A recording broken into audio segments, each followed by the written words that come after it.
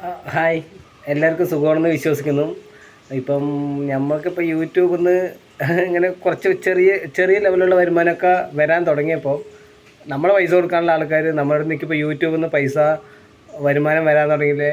അപ്പോൾ ഞങ്ങൾക്ക് ആ പൈസ തന്നൂടെ എന്നാണ് ചോദിക്കുന്നത്.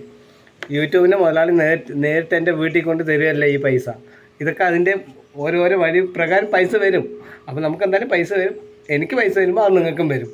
ഇത്ര മാത്രമേ പറയാനുള്ളത്. ഇന്നിപ്പോൾ പറയാൻ വന്നതിൻ്റെ കാര്യം, ഞാൻ മാക്സിമം എന്താ പറയുക, എല്ലാ ഞായറാഴ്ചയും ഞാൻ അമ്പലത്തിൽ പോകാറുണ്ട്. അപ്പോൾ എൻ്റെ അടുത്ത് അമ്പലത്തിൽ പോയിട്ട് അയാൾ അതായത് ഇത് പറയുമ്പോൾ നിങ്ങൾക്ക് എന്താണെന്ന് മനസ്സിലാവും. അമ്പലത്തിൽ പോകാറുണ്ട്, നിൻ്റെ കാര്യങ്ങളും നിൻ്റെ പ്രശ്നങ്ങളൊക്കെ ദൈവം ശരിയാക്കി തരുമോ എന്ന് ചോദിക്കുന്നുണ്ട്. അപ്പം അയാൾക്കും കൂടിയുള്ളൊരു ഉത്തരവാണിത്. ഇയാൾ ജിമ്മിന് പോകുന്ന ആളാണ്.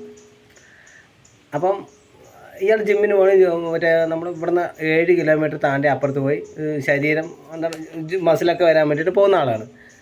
അപ്പോൾ ഇയാൾക്ക് ഈ ജിമ്മ് ഇയാളുടെ വീട്ടിൽ നിന്നുകൊണ്ട് ചെയ്യാം.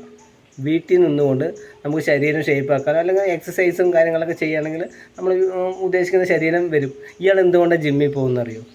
അവിടുത്തെ ഒരു എനർജി, അവിടുത്തെ ഉള്ള ആ ഒരു സിറ്റുവേഷൻ, അതുകൊണ്ട് ഇയാൾ വിചാരിക്കുകയാണ് ഞാൻ ഇവിടെ വന്നു കഴിഞ്ഞ് ഞാൻ നല്ല ബോഡി മസിലൊക്കെ ഇങ്ങനെയാകും എന്നുള്ള വിശ്വാസം കൊണ്ടാണ് അയാൾ അങ്ങോട്ട് പോകുന്നത്. അപ്പോൾ നമുക്ക് നമ്മുടെ വീട്ടിലിരുന്ന് ചെയ്യാം. അതുപോലെ തന്നെയാണ് നമ്മൾ അമ്പലത്തിൽ പോകുന്നത്. നമുക്ക് നമ്മുടെ വീട്ടിലിരുന്ന് പ്രാർത്ഥിക്കാം, അത് പ്രശ്നമില്ല. പക്ഷെ നമ്മൾ ആ അമ്പലത്തിൽ പോകുമ്പോൾ അവിടുത്തെ സാഹചര്യങ്ങൾ, അവിടുത്തെ ആ പൂജ, ആ കർമ്മങ്ങളൊക്കെ കാണുന്ന സമയത്ത് നമുക്ക് നമ്മുടെ മനസ്സിനൊരു വിശ്വാസമാണ്. അതായത് ആ ഒരു സാഹചര്യത്തിൽ പോയാലാണ് നമുക്ക് നമ്മുടെ മനസ്സിനെ തൃപ്തിപ്പെടുത്താൻ വേണ്ടി പറ്റുള്ളൂ. എനിക്ക് എൻ്റെ വീട്ടിലിരുന്നു കൊണ്ട് എനിക്ക് ദൈവത്തിൻ്റെ ഒരു ഫോട്ടോയിൽ പ്രാർത്ഥിക്കുന്നതിനൊരു പ്രശ്നമില്ല. അങ്ങനെ പ്രാർത്ഥിച്ചാൽ ദൈവം കേൾക്കില്ലേ എന്ന് അയാൾ എന്നോട് ചോദിച്ചു. അപ്പോൾ ഞാൻ അയാളോട് പറയാം, നിങ്ങൾക്ക് നിങ്ങളുടെ വീട്ടിലിരുന്ന്, ഇപ്പോൾ നമ്മൾ ജിമ്മിൽ പോകുന്നു, നിങ്ങൾക്ക് എന്തിനാണ് ജിമ്മിൽ പോകേണ്ട ആവശ്യം? നിങ്ങൾക്ക് നിങ്ങളുടെ വീട്ടിലിരുന്ന് ഇത് ചെയ്തുകൂടെ? നിങ്ങൾക്ക് അന്നാലും മസിലും കാര്യങ്ങളൊക്കെ കൊണ്ട് പെരുത്ത് വരില്ലേ? നിങ്ങൾ എന്തിനാണ് ജിമ്മിൽ പോകുന്നത്? രണ്ടും ഒരേ ഉദ്ദേശമാണ്. അവിടുത്തെ സാഹചര്യം, അവിടെ തരുമ്പോൾ ട്രെയിൻ ചെയ്യാനുള്ള ആൾ, അതിനുള്ള സാഹചര്യം കൊണ്ട് ഇയാൾ മനസ്സിനെ സന്തോഷം കൊണ്ടാണ് ജിമ്മിൽ പോകുന്നത്. അതുപോലെ തന്നെ ഞാൻ എൻ്റെ മനസ്സിനെ സന്തോഷം കൊണ്ടാണ് ഞാൻ അമ്പലത്തിൽ പോകുന്നത്. ആ ഒരു സാഹചര്യം, അവിടുത്തെ ഉള്ള ഇതെല്ലാം, അപ്പം നമ്മൾ അങ്ങനെ പോകുമ്പോഴാണ് നമുക്ക് നമ്മുടെ മനസ്സിനെ തൃപ്തിപ്പെടുത്താൻ വേണ്ടി പറ്റുള്ളൂ. ഞാൻ ജിമ്മും അമ്പലമായിട്ട് എന്താ പറയുക, എന്തോ ആയിക്കോട്ടെ, അത് ചെയ്യുകയല്ല.